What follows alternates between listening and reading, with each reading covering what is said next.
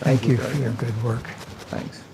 Appreciate you. Proud of you. President Russell M. Nelson of the Church of Jesus Christ of Latter-day Saints is commemorating a landmark moment in the latest installment of the Joseph Smith Papers. These texts were vital to the restoration of the gospel in its fullness. This volume touches my heart deeply. So there's one page that has Joseph Smith's handwriting on. There's slightly darker ink on these 3 lines. So this is Joseph Smith's handwriting.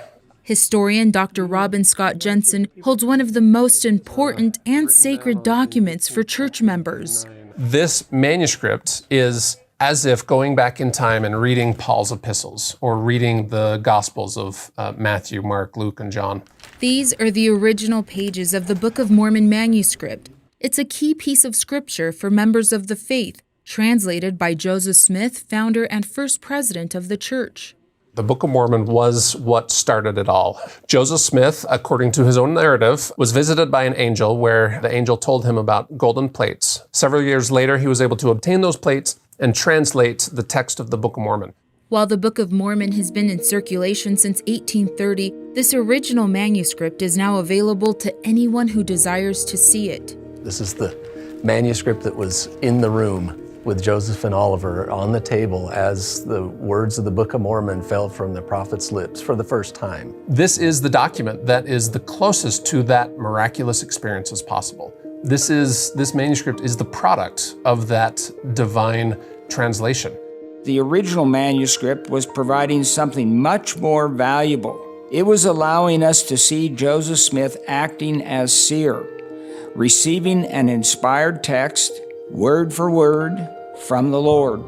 According to historians, only about 28% of the original manuscript is still in existence today. There's an estimated 600 pages, and about 230 of them we have portions.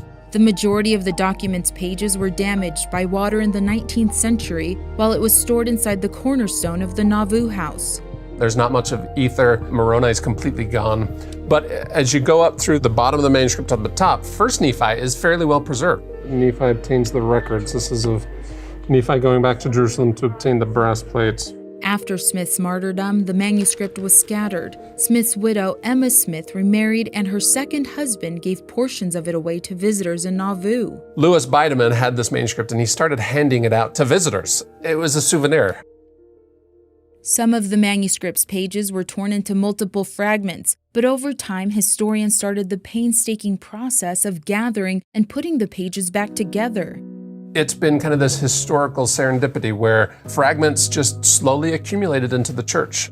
New multispectral imaging reveals the faintest markings compared to the same images photographed with 1950s technology. There are pages where it's dramatically improved, where you can read the text, whereas before you couldn't. We think, well, it would be so cool if everybody could come look at the actual artifact.